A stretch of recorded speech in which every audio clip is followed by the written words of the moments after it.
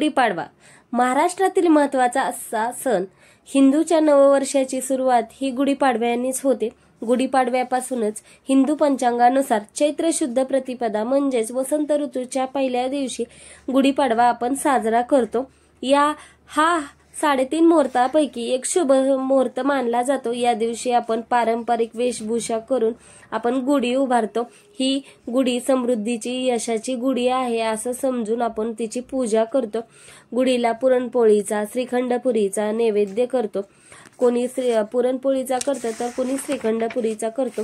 या दिवशी शुभ कार्य करण्याची प्रथा खूप पूर्वीपासून आहे आणि या दिवशी आपण एखादं कार्य करण्यासाठी कोणता मुहूर्त बघण्याची गरज नसते. तर हाय हॅलो नमस्कार, मी पायल, आपलं पायल्स वर्ल्ड या यूट्यूब चॅनलवर आपलं मनापासून स्वागत आहे. तर आज गुढीपाडवा आहे, तर गुढीपाडव्याच्या खूप खूप शुभेच्छा तुम्हाला. हे वर्ष तुम्हाला आनंदी, समृद्धीचं, यशाचं जावो अशी देवाचरणी प्रार्थना. आणि आजचा व्हिडिओ मी इथे चालू करते. तर आज मी पुरणपोळी करणार आहे. तर सकाळी 4 वाजता उठून मी सणाची सुरुवात केली, कारण आपल्याला सकाळी लवकर उठूनच सर्व काम करावं लागतं, नाहीतर मग उशीर होतो. नंतर देवाची स्वच्छता, काल अमावस्या होती त्यामुळे मी देवाची स्वच्छता अगोदरच करून घेतलेली होती, कारण अमावस्या पौर्णिमेला आपण देव स्वच्छ करतो. तर देवाची स्वच्छता नाही केली तर मग सण असेल असं वाटत नाही. त्यामुळं मग मी नंतर ही अजून एकदा स्वच्छता करून घेतली. पाडवा होता त्यामुळं मस्त असं देवालाही सजवायचं होतं मला आज, त्यामुळं मग देवांनाही स्वच्छ करून घेतलं. नंतर मला गुढी उभा करायची होती. म्हणलं आधी देवांची पूजा करून घ्यावी, त्यानंतर मग गुढी उभा करावी. तर गुढीसाठी लागणारं साहित्य मी सगळं एका 3 ताटामध्ये काढून ठेवलं होतं, जेणेकरून आपल्याला धावपळ होणार नाही आणि शोधाशोध करावी लागणार नाही. त्यामुळं मग मी असं पूजा काय असेल तर मग सगळं साहित्य मी एक अशा ताटामध्ये काढून ठेवते. तर नंतर मग आपल्या दरवाजाला झेंडूचं तोरण लावायचं असतं. आंबे आणि झेंडूचं तोरण याच्यावर आपण शुभचिन्ह काढू शकतो, पण सकाळी खूप गोंधळ होता आणि वेळही नव्हता तेवढा, त्यामुळं मग मी काही शुभचिन्ह काढले नाहीत या पानावर. असंच आपलं तोरण केलं आंब्याच्या आणि आपल्या झेंडूच्या पानाचं, आणि ते सर दरवाजाला बसवत आहे. आणि सण म्हटलं की असे तोरण हे लावलं की खूप पॉझिटिव्हिटी वाटते घरामध्ये. आणि मी उंबऱ्याचं लेपन ही सकाळीच करून घेतलं आहे. सण म्हटलं की उंबऱ्याचं लेपन केल्यावर खूप छान वाटतं. त्यामुळं मग मी अमावस्या पौर्णिमेला तर करते, पण एखादा सण असेल तर उंबऱ्याचं लेपन केलं की आपल्यालाही खूप छान वाटतं. गॅसची पूजा करून झाली आहे आणि मी डाळही घालून घेतली, त्यामुळं सकाळी लवकर काम उरकलं की आपल्याला ही सण सेलिब्रेट करता येतात. आणि त्यामुळं मग सणा दिवशी मी लवकर उठून सगळे कामं करते आणि सगळ्यांना थोडे कामं दिले की आपले हे कामही उरकत. नंतर मग आम्ही रांगोळी काढायला घेतली, कारण अजून शीतल येणार होती, म्हणजे जाऊबाई येणार होती, त्यामुळं वेळ होता थोडासा. तर एवढा पण नव्हता की निवांत अशी रांगोळी काढल, कारण लहान मुलं असले की तेवढा वेळ काही मिळत नाही. मला रांगोळी काढायला खूप आवडते, पण तेवढा वेळ भेटत नाही. त्यामुळं मग लवकरात लवकर जेवढं होईल तेवढा असा काढण्याचा प्रयत्न केला. त्यानंतर मग ते सगळेजण आले, त्यामुळं मला गुढी उभा करायची होती, कारण उशीरही झाला नाही पाहिजे. आपल्याला शुभ सकाळी लवकर गुढी दारात उभा करायची असते. त्यामुळं मग आम्ही लवकर उभा करण्यासाठी मग मी रांगोळी पटकन काढली आणि आता आम्ही सगळेजण मिळून गुढीची तयारी करत होतो, म्हणजे गुढी उभा करण्याची. तर गुढीला आधी वस्त्र नेसवलं आम्ही. हे मी तयारी 5-10 मिनिटातच करून घेतली.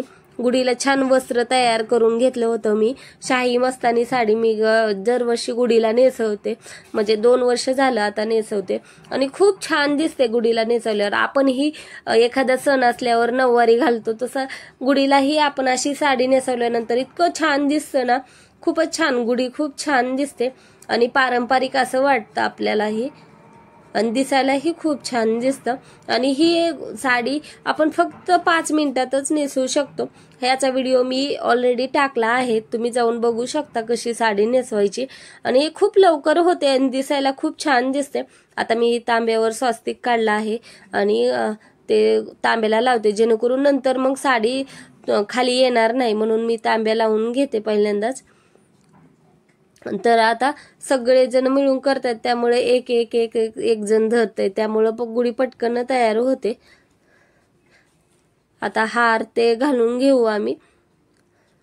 त्या गुढीला आंब्याची पाने, लिंबाच्या डहाळा हे कंपल्सरी बांधावं लागतं. हे खूप प्रतीक मानलं जातं कडू गोड आठवणीचं. त्यामुळं मग आंब्याची, आणि आता आपलं नवं वर्ष चालू आहे, वसंत ऋतूचा बहर आलेला असतो, त्यामुळं आपण लिंबाचे पानं, आंब्याची पानं आपण गुढीला लावतो.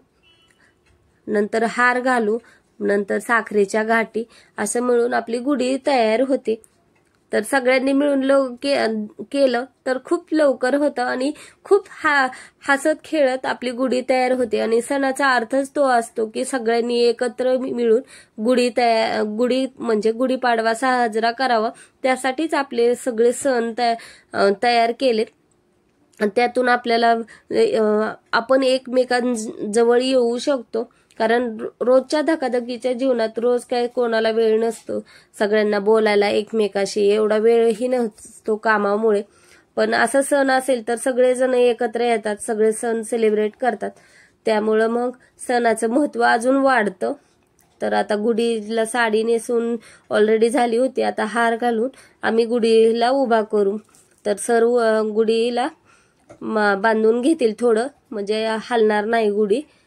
तर अशी गुढी तयार आहे, दिसायला खूप छान दिसते अशी गुढी. तर हे बांधून घेतील म्हणजे गुढी थोडीही हलणार नाही. आणि नंतर मग आपल्याला गुढीची पूजा करायची असते.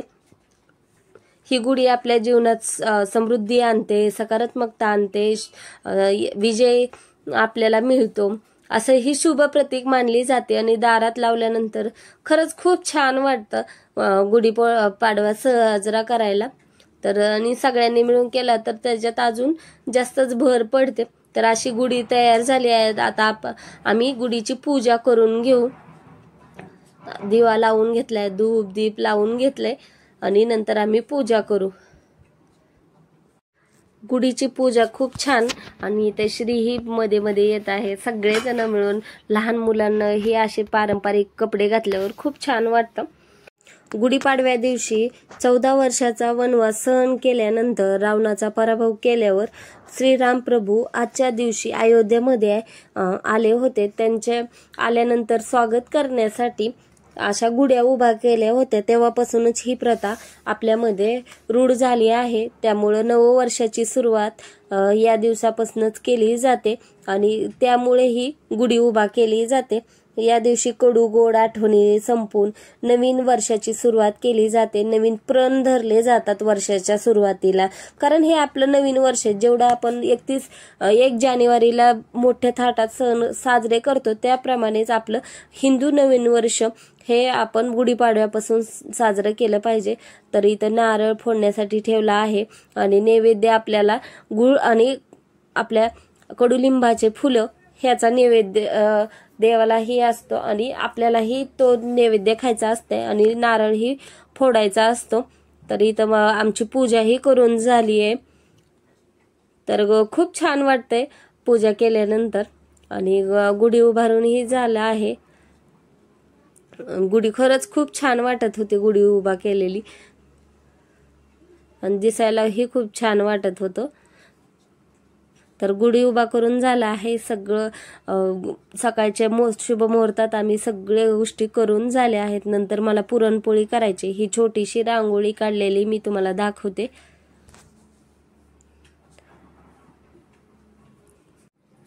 नंतर नारळ फोडून घ्यायचा असतो गुढीला. आपण आज नारळ फोडायचा आणि त्याचाही प्रसाद आपल्याला सगळ्यांना द्यायचा. पहिल्यांदा आता कडू गोड म्हणून मी फुलाचा, कडुलिंबाच्या फुलाचा आणि गुळ असा नैवेद्य सगळ्यांना देते. पण सगळ्यांचे तोंड असे वाकडे वाकडे होतात, खाण्यास कोणीच तयार नाही, कडू लागते म्हणून. पण आज खाल्लं पाहिजे, कडू गोड आठवणी केले पाहिजेत असं मी सगळ्यांना सांगते. आणि सगळ्यांना मी दिला आणि खाल्लाही सगळ्यांनी. पण एक प्रकारचे असतं ना की नाही खायचं, पण आज खाणं खरंच खूप महत्वाचं असतं, म्हणजे चांगलं असतं. कडुलिंब हे आपल्या शरीरासाठी खूप छान असतं असं मी सगळ्यांना सांगते. आणि सगळे खात्यातही तोंड असं कडू पडतं पण थोड्या वेळ, पण ते शरीरासाठी खूप छान असतं. नंतर आम्ही फोटो काढले सगळ्यांनी. आता मी पुरणपोळी करून झाली आहे माझी, कारण बाहेर जायचं होतं म्हणून लवकर लवकर पुरणपोळीचा नैवेद्यही आपल्याला गुढीला दाखवायचा असतो. तर नैवेद्य काढून ठेवलाय. एक मी तुळशीसाठी काढला आहे, हे गुढीसाठी काढलाय, देवांना दाखवून माझा झाला आहे.